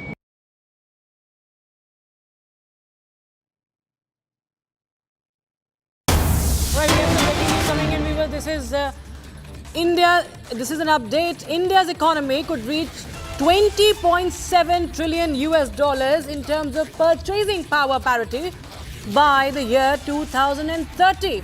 And the Indian economy might emerge as the second largest economy by 2038 with 34.2 trillion US dollar GDP. And reports also suggest that with appropriate countermeasures, India can limit the adverse impact of the higher US tariffs on select Indian imports to about 10 basis points of real GDP growth. So that's more good news coming in. This is as per reports, viewers. These are the reports that are emerging now. Remember, this is India, a resilient Indian economy that is fighting against the Trump tariffs, and there are more reports that are emerging.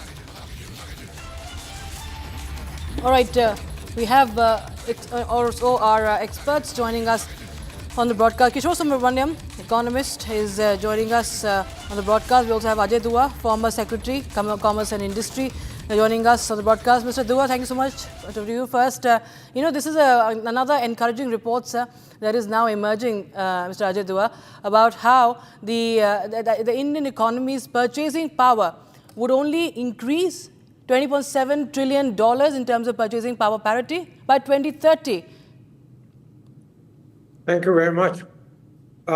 As you know, even now, we might be just about a $4 trillion economy, and with a per capita income of close to $3,000 a year. But in terms of purchasing power parity, we need to double it up. As a rule of thumb, our per capita is more like $6,000, and the GDP is twice as much. That means $8 trillion. So what has been projected? That in the next 13 years, it could quadruple from 8 billion to 32 billion or 32 trillion or so, which requires that we continue to grow at 7 to 8% a year consistently. Only then we can get somewhere close to it. Otherwise, it might be a shade lower, and we might still remain behind China unless we maintain this 8% rate of growth for the next 13 years. Right, sir. In fact, Kishore Subramaniam, I'll also come to you on that. But first, we get our viewers some more updates. White House advisor Peter Navarro has now labeled the Ukraine conflict as Modi's war, claiming that India's purchase of discounted Russian oil has fueled Moscow's aggression and burdened American taxpayers, while saying that India could get a 25% reduction in US tariffs if it stops buying Russian oil. It's an interview where he has said that Navarro has said that he had referred to the conflict influenced by India, saying that the path to peace runs in part through New Delhi. So, Kishore Subramaniam, we've seen this Mr. Navarro making many such statements against India. It's his favorite pastime, it seems. And now, I mean, this is America who has pushed Ukraine for NATO, for the NATO membership. It continued to, for the longest time, supply arms and ammunition to Ukraine. And now it, dumps the blame on New Delhi. Okay, so first point, Mr. Donald Trump has a lot of yes man, and that's the only way you can be in the camp Donald Trump. But having said that, let's understand something very clearly. US is not doing this only for oil purchase. That's the facade which they are using, but the truth of the matter is they are scared that India is a rising superpower and they could do whatever best. So let's understand the US geopolitics very clearly. In 1998, when we did Pokhran, US came hard on us on sanctions, while US at that time had enough of nuclear arsenal in their backyard. So the US double standards of I can do it but you can't is a standard. Number two, at that point of time in 1998, let's not forget, just for your viewers, India had $5 billion reserve. We did not get scared, Mr. Vajpayee did not get scared of the US sanctions when we had $5 billion. Today we have $700 billion. Having said that, is it a hit to the exporters? The truth is yes. Out of $86 billion, about 66 or 64 to $66 billion of exports is going to get hit. And textile is going to be one of the largest sector along with gems and jewelry. But the true reason behind this is that they want the influx or the inflow of the agri products inside, which will impact our health. The genetically modified soya beans and stuff is not something we are interested. And India first is a policy I think India is standing on, and I appreciate the government to stand firm on its ground, saying that a no means no. Now, how do we mitigate the risk and the impact of this $66 billion? Is it a large number? It is a large number, because for a $4 trillion economy, a $66 billion of export is a large number. But what we are going to do is, it's going to open up three things. One, the agreements with the rest of the world.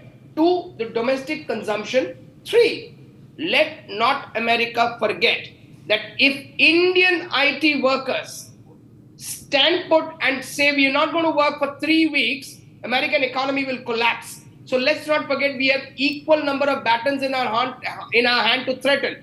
But do we do that? Do we take that route? No. Today, we are the fourth largest economy, and as per purchasing parity, over next 10, 12, 13 years, we will become the second largest, subject to the fact that we are growing at about a CAGR of about 7 to 8%. But what is important to remember is that it's time to tell a bully that you are one and we are not going to bend for you.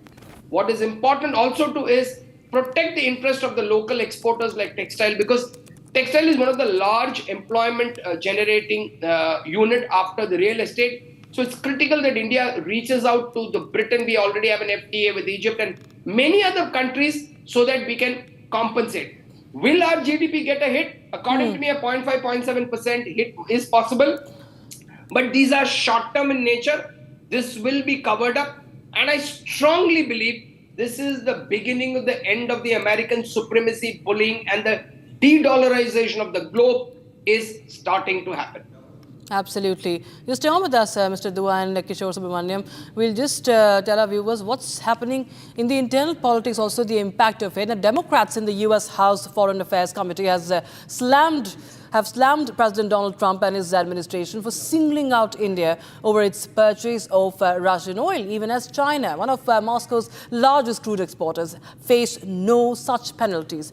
The Democrats say that Trump's 50% tariffs on Indian imports are hurting Americans and sabotaging the US-India ties built over the past 2 decades of bipartisan efforts. So, Mr. Dua, we've seen even Dr. Jaishankar saying it very explicitly that we've never had such an American president who has been so, so much public about the foreign policy. And, he actually has talked about, in a way, insinuated that we've never seen such handling of bilateral ties by any other U.S. president. And even the Democrats now are saying that this is going to only hurt Americans in turn. How long, this bubble will be burst? While I'm not an astrologer, you would need one to give you a more definite answer. But I do think it's not going to last for too long, what's happening right now. When in the very first year, what I term it as immediate and the short-term impact, it could be that we get hurt because it will take us time to put our fiscal, financial plan and for us to find new markets for our exports, because otherwise, as the previous speaker also mentioned, it is likely that our GDP does take a hit by about 0.3 to 0.5% during the current year, but we can tolerate it. In the medium term and the long term, I think our Make in India is going to stand us good in the long term, and in the medium term, we are going to benefit from all the diversification in our trade, which we are now taking up, all the new FTAs which we are signing. They do take some time because in many countries they have to go to their parliament to get the pacts ratified before they can come into force. But we are on the right track. We have the capacity to bear the hurt or the injury in the short term, and long term, I don't think that the US can get away and prevent India. Because I'm more and more concerned that is the US worried that one more superpower in the region is coming up. That China was bad enough, they ignored it, they promoted it by opening up, letting their investors, letting their technology flow uninterrupted to China. So why not? Is it a geopolitical where they do not want another Asian country to rise and threaten them? In the Cold War, they had Russia. After that, they find that because of their own actions, China has come up, and they think that India is on track towards that. And that is where I feel we should not and must not give in to that so-called bullying by the US. It will realize that it cannot take on the rest of the world if India also goes along with China and Russia. Mr. Ajit Dua and Mr. Kishore Subramaniam, thank you so much for joining us on Republic TV with your reading of this latest development coming in. Viewers, we keep a close eye on that. But first, some more updates from across the country. This is Bharat in a minute. Bharat 1 Minute brought to you by Canara Bank. Together, we can. After the market being shot for Ganesh Chaturthi, the market opens in red today. Sensex down by 422.79 points, are currently trading at 80,363.75. Nifty down by 124.7 points, trading at 24,587.30.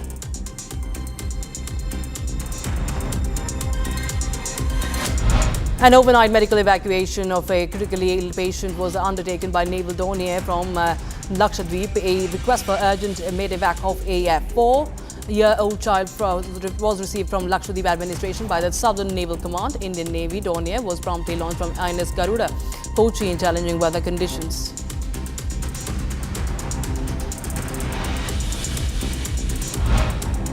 Tension prevailed in Kadiri Government Hospital after TDP leaders brutally attacked a doctor and medical staff. The shocking incident captured on CCTV and now viral on social media has raised serious concerns about safety in hospitals. Doctors and staff staged a protest by boycotting duties, condemning the violent attack.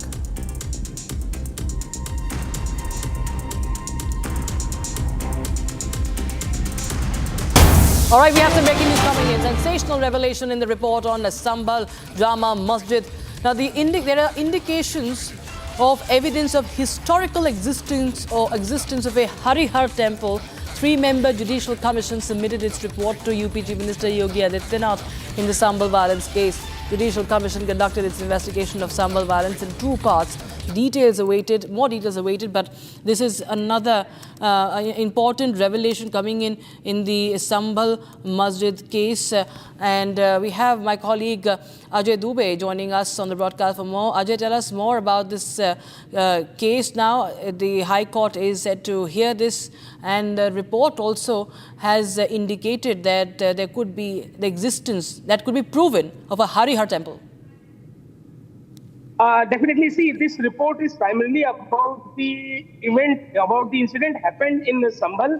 The thing we have seen in Sambhal during the survey, which was ordered by the court, and at that time, various lawyers were trying to reach to that masjid, but local residents, they have stopped them, and we have seen a violence there. And this committee have submitted their report to the Chief Minister, the Judicial Committee, where the ex-DGP A.K. Jain was part of this committee, and he informed us that they have submitted their report to the Chief Minister. Apart from this, this report will be now giving more detail about the happening, what happened at that day. We have seen people died in that violence, and a report is now being submitted to the Chief Minister. Absolutely. Just take us through a little bit in down the history lane. We've seen a lot of violence in Sambhal also because of this survey, and the SC had also, has temporarily halted the proceedings on the civil suit just a few days back. Now, just tell us a little bit more details to help us understand the context here, Ajay. See, Vishnu Jain, the lawyer, he was trying to reach to the court, to the Sambhal Masjid, and this order was given by the court. And while they were trying to reach to that masjid, at that time, the local residents, they came on the road and started stone pelting. After that, we have seen there was violence. And for the security reasons, police was deployed at that point, and the people died also in that violence. After that, the state government established a judicial committee. They have gone to the ground and collected the data, what happened at that day. They have done their research, they have done their evidence collection, and after collecting all the information and data, and they prepared their report, and they have submitted this report to the Chief Minister, which we can see in the images also. The ex-DGP is there, the ex-IAS is there. With the presence of ACS Home Sanjay Prashant, they have submitted their report, and now the government will do action accordingly after that report. Right, Ajay. Just stay on with us. We will continue to get our viewers more details on that. Viewers, this is a 3-member committee that has submitted this report to Yogi Adityanath, the UP Chief Minister, and this is in 2 parts. So this is an investigation. This is an investigation that has taken place in 2 parts, and this report, some parts of it have been now accessed or leaked rather. And what is being understood from our sources is that there is an evidence of Harihar Mandir, that is a Shiv and Vishnu temple in Sambhal, and only 15% of Hindu families are there in Sambhal now. These are some parts of the reports, and this is in fact this could be a boost for the Hindu side, viewers, as this matter is in the court, and the hearing is all set to take place today. And in fact, there is information coming in on the population also. The population based on the religion, that also has been indicated in this report. We will continue to keep a close eye on that. Thank you so much, Ajay Dubey, for the meantime. We shift our focus, viewers, to other stories now. The political temperature is now rising up in the state of Bihar. Rahul Gandhi and this voter Adhikar rally has reached Sitamarhi.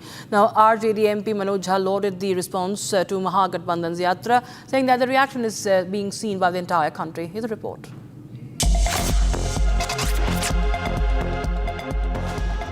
As Rahul Gandhi and Tejasvi Yadav's voter Adhikar Yatra has now reached Sitamarhi district, RJD leader and party's Rajya Sabha MP Manoj Jha lauded the response to the Mahagathbandhan's Yatra and said the reaction is being seen by the entire country and the whole world, and every single citizen has changed the atmosphere. Response तो आप सब देख रहे हैं और आप नहीं, पूरा देश, पूरी दुनिया देख रही है. हमें स्वयं भी अंदाजा नहीं था कि वोट अधिकार यात्रा जो चुनाव आयोग और भाजपा की मिली भगत के खिलाफ आक्रोश से इसकी शुरुआत हुई थी, ये यहाँ तक पहुँच जाएगा। जर्रे जर्रे चप्पा चप्पा में एक एक बच्चा बोल रहा है वोट चोर गद्दी चोर। दिक्कत क्यों है? सबसे मौलिक अधिकार है मत। आपका मत सुरक्षित नहीं है तो आप सुरक्षित नहीं है, आपका वर्तमान सुरक्षित नहीं है, आपका भविष्य सुरक्षित नहीं है, तो फिर लोकतंत्र का मूल ही खत्म हो जाता है ना। Viewers, in a dramatic twist in the Dharmasthala case, police have filed charges of perjury and fabrication of evidence against individuals involved in conspiracy to defame the temple. Now, the so-called anti-temple gang has now faced legal action for misleading the investigation with false claims and forged material.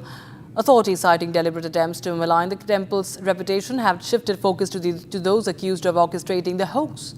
So there's trouble coming in, viewers, for this anti-temple gang, these so-called activists, these conspirators of this entire Dharmasthala case. They are now under scanner, and now these plotters are facing the law. And these are fresh leads that are emerging in this case. And we'll just get you more details from our sister channel Republic Kannada on that, viewers. So these are leads coming in. There are perjury charges filed in the Dharmasthala case, and there is a fake evidence proof, or rather you can say the charges are there. At least they've been charged of furnishing fake evidence, false evidence, and that's another development that is coming in. The SIT had arrested earlier the so-called masked man, who has now been unmasked as well. And they have added perjury charges of a skull that was produced, so-called skull that was produced by a complainant witness in court.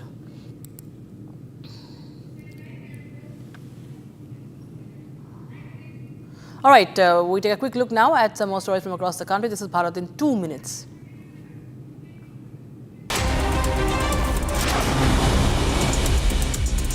Heavy rainfall and multiple landslides have triggered a 50-kilometer-long traffic jam on Chandigarh-Kulu highway, stranding thousands of vehicles, including hundreds of trucks carrying fruits and vegetables bound for Delhi NCR. The Chandigarh-Manali highway has been blocked at several points, forcing passengers to wait for hours and halting the movement of essential goods.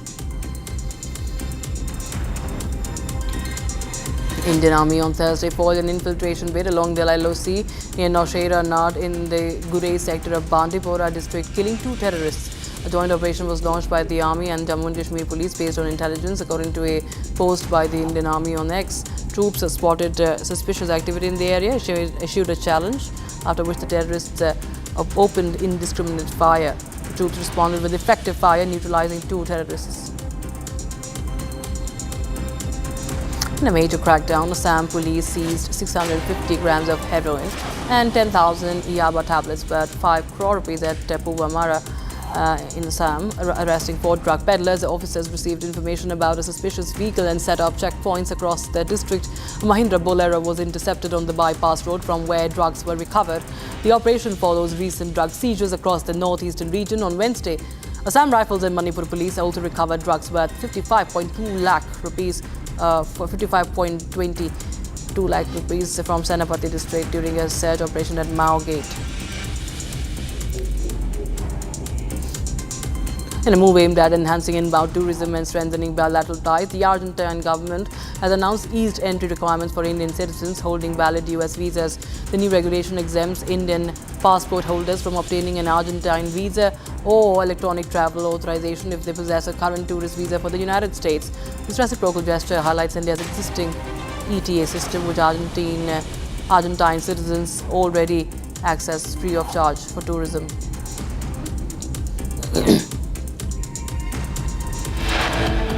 All right, time for a short break, viewers. The Prime Minister is all set to embark on a 2-day visit to Japan today for the 15th India-Japan Annual Summit.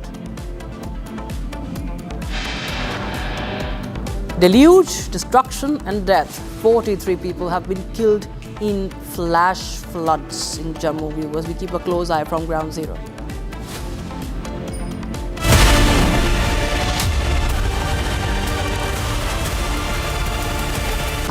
Pure सूजी pasta उबालो मिलाओ और खाओ 8 minute में तैयार क्या taste है सबका राजा आर प्योर मसाला.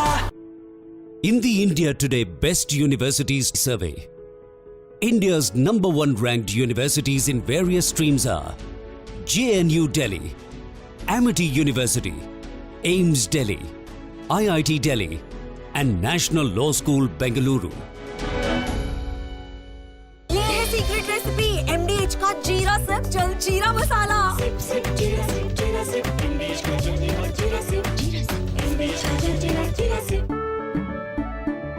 केसरिया से मन जोगी हुआ रे, दिल झूमे देखो मतवारा हुआ रे। केसरिया से मन जोगी हुआ। हर पल मनाओ केसरी त्योहार। विमल, बोलो जुबान केसरी। थोड़े में ज्यादा स्वाद, यही तो है इसकी खास बात। वाओ मामा, क्या स्वाद है। अरे मेरे राजा, का राजा और pure masala.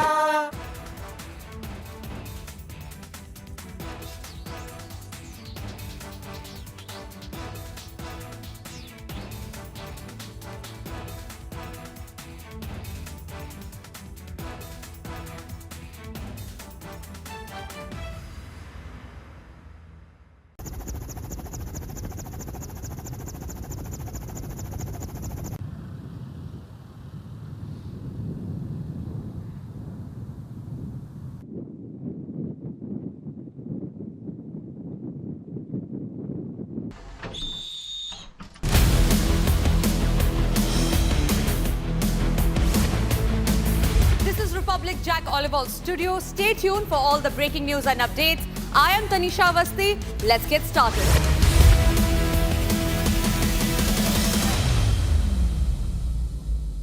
I choose a world where we dream, and the limit is the sky. And this world is my home where I'm living my best. Mindfully crafted home decor fabrics. Sansar, a D-Decor brand. Live consciously. R pure सूजी pasta, उबालो मिलाओ और खाओ। 8 minute में तैयार। क्या taste है सबका राजा, R pure masala.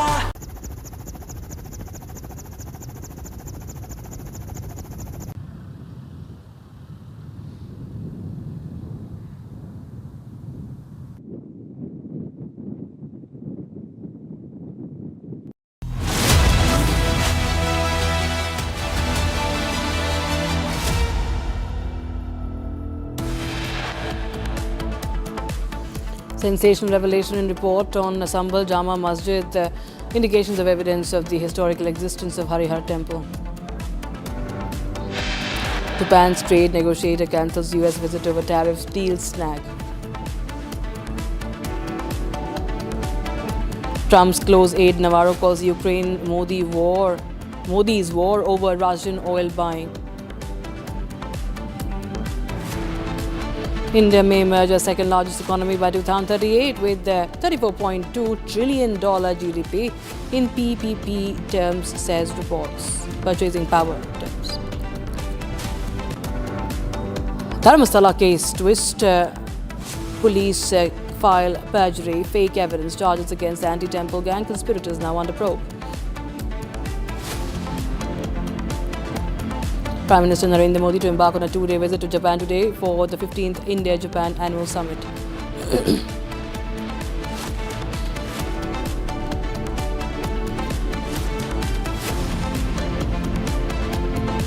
Deluge, destruction and death. 43 people killed in flash floods in Jammu.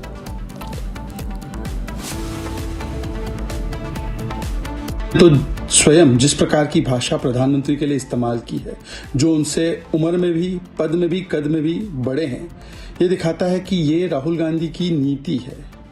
ये जो मानसिकता है ये राहुल गांधी की है कि जो भी प्रधानमंत्री जी को सबसे ज्यादा गाली देगा उसको कांग्रेस में पदोन्नति मिलेगी। इसलिए 150 से ज्यादा गालियां प्रधानमंत्री जी को दी गई है। Prime Minister Modi, mother abused during Rahul Gandhi's Bihar rally. BJP seeks apology.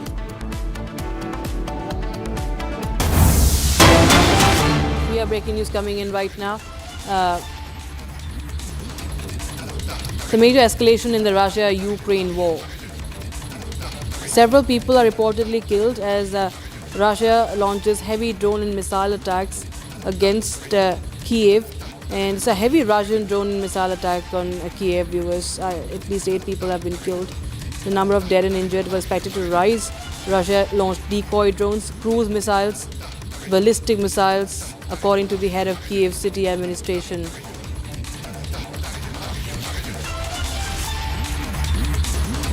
There are 20 locations across 7 districts of Kiev have had impacts because of this drone attack. It's a major escalation, viewers, despite the peace talks that are happening. And this is the update we have right now. We'll tell you more, viewers, about the developing situation. But now we're going to give more updates. Trump's sanctions, viewers. This is a much talked about tariff talk happening. Trump's sanctions on India.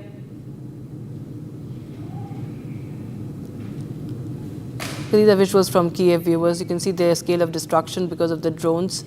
At least 10 killed, Ukraine says. Major escalation by Russia after diplomatic efforts. We've seen the diplomatic efforts, so-called diplomatic efforts from Trump. He claims that he will bring in peace. He has always claimed that he will bring in peace in a day. If he was the president when Joe Biden was in power, he was saying that it'll take him a day to end the war in Russia, in Ukraine, between Russia and Ukraine. Now we see, despite him meeting Vladimir Putin, holding talks with Zelensky in Washington, D.C., we just see the strikes. There's only escalation that is happening in Ukraine. And you can see the visuals to understand what's happening.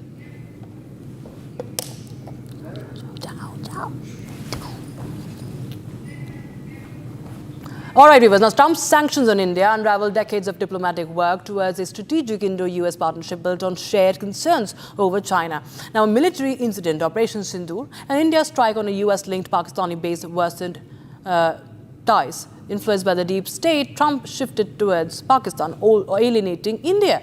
Now, in a response, India is pivoting to Russia and other partners, asserting its sovereignty, strategic autonomy, and resilience. Now, Major General G.D. Bakshay explains more. Donald Trump's punitive sanctions he enforced on India. Now, there was a school of thought amongst our seasoned diplomats that we've expended 30 years of effort and time and energy into trying to forge a India-United States strategic partnership, a strategic quasi-alliance, if you so will, which was based on shared values, shared geostrategic interests. The values didn't work so well as the shared geostrategic interests did work, in terms of the fact that China was seen as the rising hegemon, China was seen as the principal threat to the United States, to India, to the weaker countries in Southeast Asia, etc. And therefore, there was a need for a Indo-US strategic partnership, which was supposed to be the defining partnership of the 21st century. There was a bipartisan consensus in the United States itself, and for the past 30 years, one hell of a lot of diplomatic effort and energy have been expended into trying to forge this partnership. Now, anon comes Donald Trump, and in one fell stroke, he has made this diplomatic partnership, this strategic partnership, he trash canned the whole thing. The effort of 30 years gone, flushed down the tube of history in one fell stroke. One temperamental stroke by Trump, and the entire edifice of our geostrategic equation between India and the United States gone up in smoke. There were people who were hoping against hope that even now nothing is lost, that Donald Trump changes his mind, he does flip-flops, that he does about turns, he does volte-faces, and even now within hours of that so-called deadline, he would waive these punitive tariffs and it would all go back to, lovey-dovey